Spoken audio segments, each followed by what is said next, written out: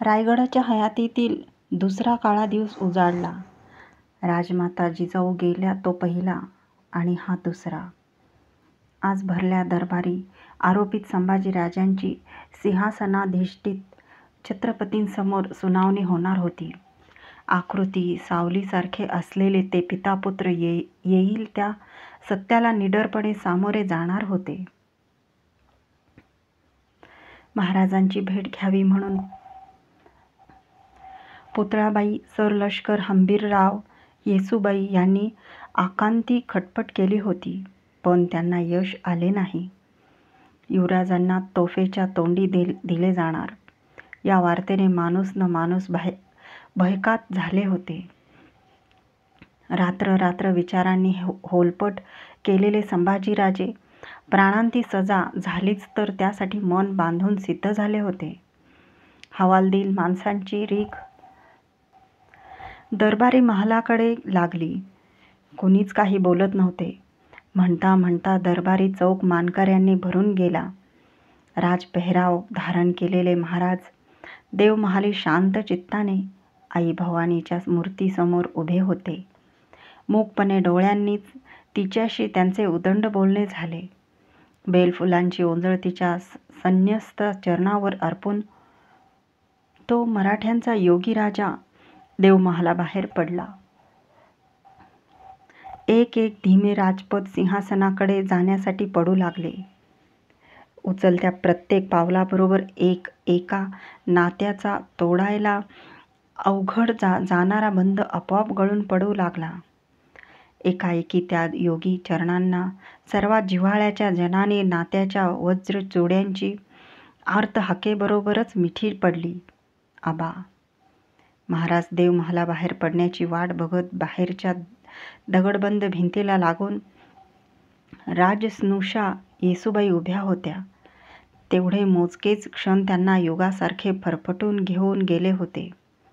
असह्य कढाने पित्याची माया देणाऱ्या महाराजांच्या पायांना त्यांनी मिठी घातली होती, आपल्या सौभाग्याचे दान घेण्यासाठी. वरच्या आभाळा एवढ्या राजपुरुषाचे बांधण घेतलेले मन ही पळभर डळमळले. उसळू बघणारा भाव उमाळा रोधण्यासाठी छत्रपतींनी क्षणभर डोळे मिटून घेतले. त्यांचेच बोल नको त्या क्षणी त्यांच्या सेवेला रुजू झाले. सुनबाई, तुम्हास बघितले की आम्हाला आमच्या आऊसाहेबांची याद येते.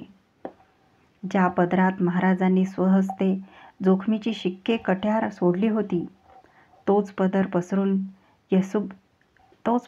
पसरून सुनबाईंनी देवीच्या दरवाज्यात त्यांना गाठले होते. त्यांच्या रूपाने जशा माँसाहेब काही बोलू बघत होत्या. त्या विचाराने राजे शिवाजी कळवळले. तसेच पुढे जाण्यासाठी ओढ घेणारे त्यांचे मन अडखळले.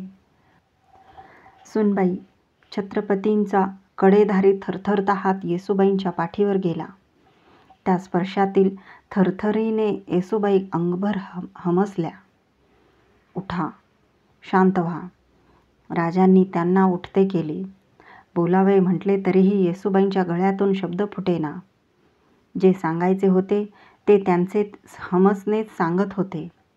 आमचं ऐका, शांत व्हा. बोलातील जाणते धैर्य मरणाच्या दारातील दुबळ्या जीवालाही निर्धारी करणारे होते. खरंच तुम्हाला बघितलं की माँसाहेबांचीच याद येते. तुम्ही तशाच आहात. या क्षणी गडावर आम्हाला समजून घेणाऱ्या एकट्या तुम्हीच आहात. क्षणभराची स्तब्धता आपोआप उतरली. येसू, माँसाहेबांना भुलू नका. याहून बिकट प्रसंगातून त्या कैकवार गेल्या, पण त्यांच्या पदरकाठ नाही चळला. कुळाला साजेल असे तेवढे थोर धैर्य गडावर फक्त तुमच्यातच आहे. विश्वास ठेवा. तुमच्या सौभाग्याला हात घालण्याचं कर्म जगदंबेने आमच्या हातून घडविलंच तर पुन्हा म्हणून आम्ही त्या सिंहासनावर दिसणार नाही. हयातभर तुमच्या सेवेसाठी रुजू होऊ, तुम्हाला माँसाहेब मानूनच.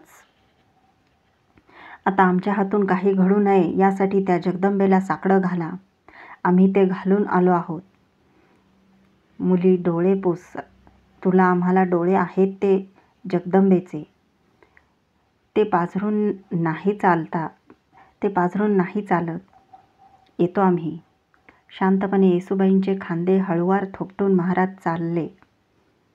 तेवढ्याच शांत पावली येसूबाई देवमहालात चालल्या. या क्षणी त्यांना कुणीही पाठमोरे पाहिले असते तर जिजाऊ गेल्या आहेत हे त्याला खरेच वाटले नसते. तिकडे दरबारच्या राणीवशात महाराणी सोयराबाई येऊन दाखल झाल्या होत्या. काहीतरी योजून त्यांनी आज रामराजांना संगती आणले होते. त्यांच्याखेरीज 7 महालाकडली कुणीही जनानी आसामी त्या राणीवशात आली नव्हती. सिंहासन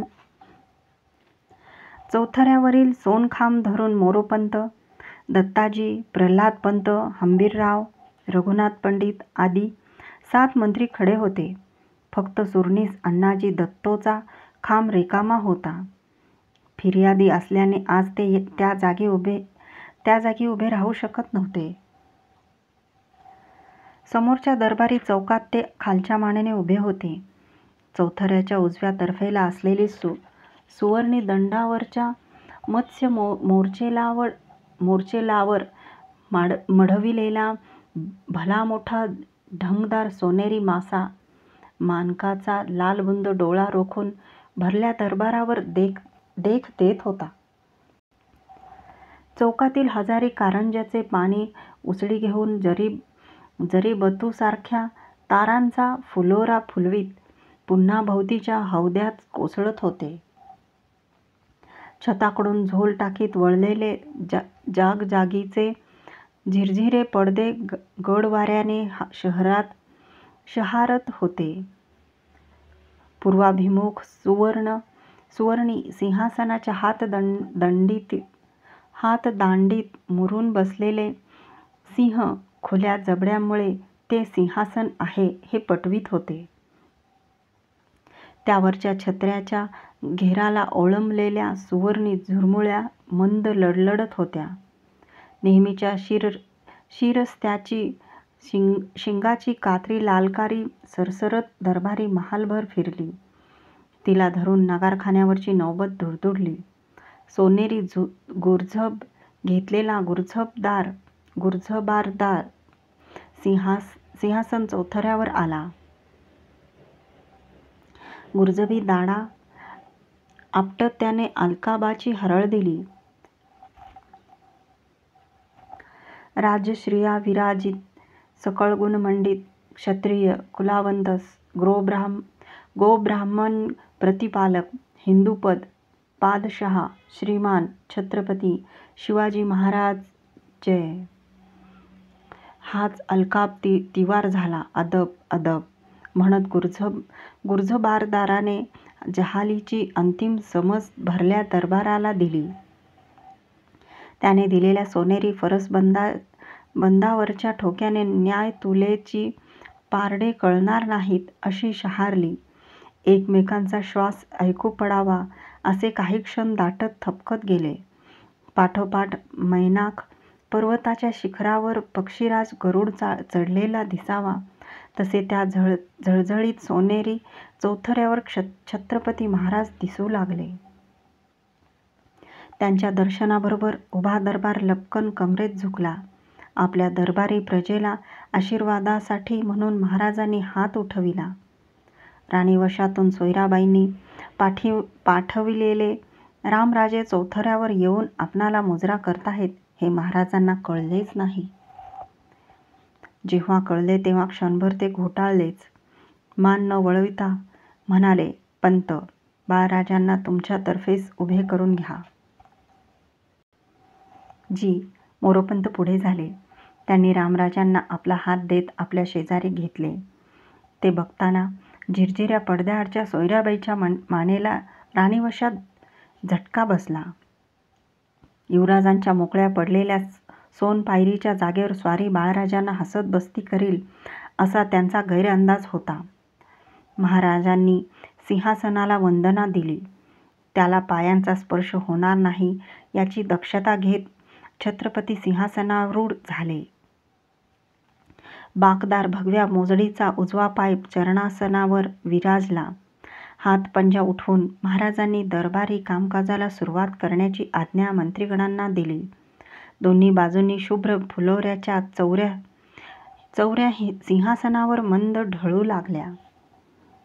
आज एकदम आघाडीलाच युवराज आरोपित म्हणून दरबारासमोर येऊ नयेत अशी इच्छा असलेल्या सरलष्कर हंबीररावांनी कोरे होत झुकून आपल्या फौजेकडच्या काही मागण्या पेश केल्या. हात उठवून छत्रपतींनी त्यांना मुजरी दिली. चौथऱ्यासमोरच्या हौद्यासारख्या बैठकीत बसलेल्या चिटणीस बाळाजींनी शहामृग पीस फिरवीत त्यांची नोंद करून घेतली.